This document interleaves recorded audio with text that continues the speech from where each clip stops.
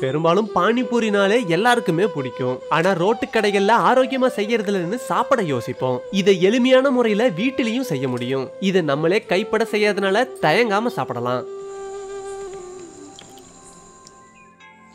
பானிபூரி செய்யறதுக்காக 250 கிராம் ரவை, 50 கிராம் கோதுமை மாவு, கொஞ்சம் தேவையான அளவு உப்பு சேர்த்து தண்ணி ஊத்தி மாவை கட்டியா பிசைய ஆரம்பிச்சிடலாம். நம்ம ரவையை சேர்க்கும் போது மட்டும்தான் பூரி செய்யும் போது மொறு மொறுன்னு வரும்.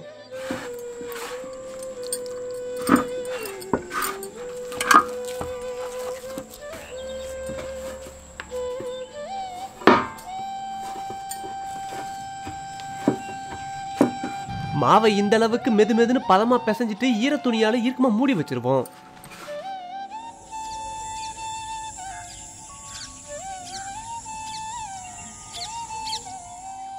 இப்போ ஒரு சின்ன துண்டு இஞ்சி, இந்த அளவுக்கு கொஞ்சம் புளி, 3 பச்சை மிளகாய், ஒரு கையளவு கொத்தமல்லி புதினா அம்மியில வச்சு நல்லா அரைச்சு எடுத்துக்குவோம்.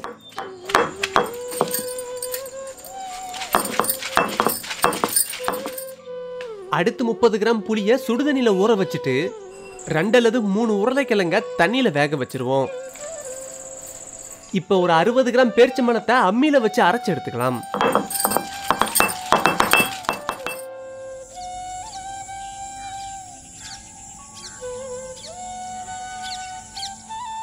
உருளைக்கிழங்கு இப்ப நல்லா வெந்துருச்சு. இப்ப ஊற வச்சிருந்த புளியை நல்லா கரைச்சு கொதிக்க விட்டுருவோம்.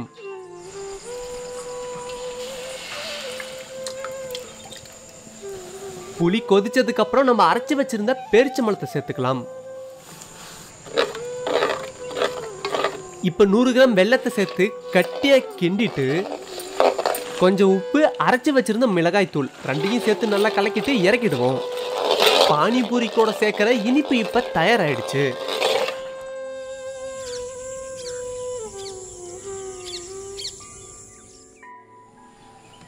இப்ப நம்ம கலக்கி வச்சிருந்த மாவு 30 நிமிஷம் நல்லா ஊறிடுச்சு.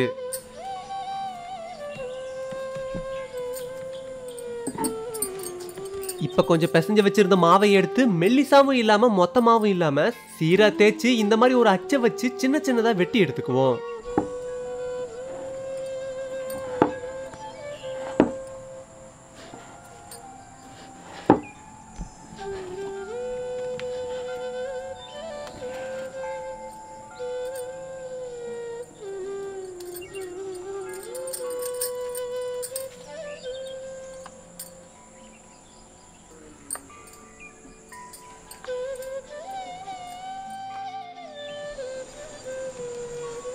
இப்ப வேக வச்சிருந்த உருளைக்கிழங்கு தோலை உரிச்சிட்டு நல்லா பிசைஞ்சுக்கலாம்.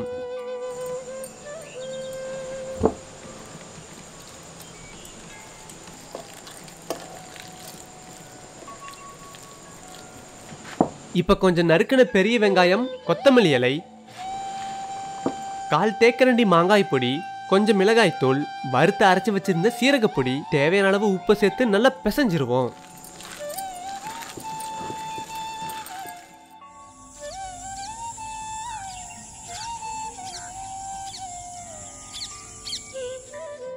இப்ப தேய்ச்சி வச்சிருந்த மாவை பூரியா சுட்டு எடுத்துக்கலாம்.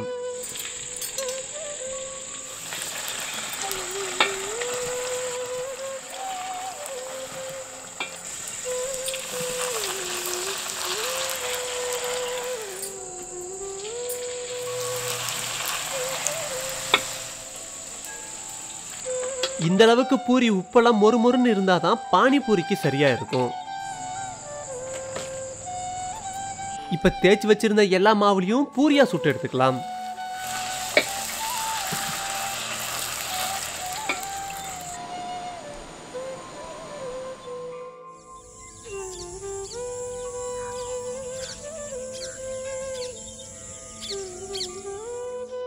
இப்ப அரைச்சு வச்சிருந்த புதினா கொத்தமல்லி கூட கொஞ்சம் மாங்காய் பொடி, தேவையான அளவு உப்பு, கொஞ்சம் வறுத்து அரைச்ச சீரகப்பொடி, கடைசியா 2 சொம்பு தண்ணி ஊத்தி நல்லா கரைச்சிருவோம். பானிபூரிக்கான ரசம் இப்ப தயாராயிடுச்சு. இப்ப சுட்டு வச்சிருக்க பூரிய நடுவுல இந்த மாதிரி உடைச்சு விட்டு நம்ம தயார் பண்ணி வச்சிருந்த உருளைக்கிழங்க சேர்த்து தேவைன்னா கொஞ்சம் அவிச்சு பச்சை பட்டாணியும் சேர்த்துக்கலாம்.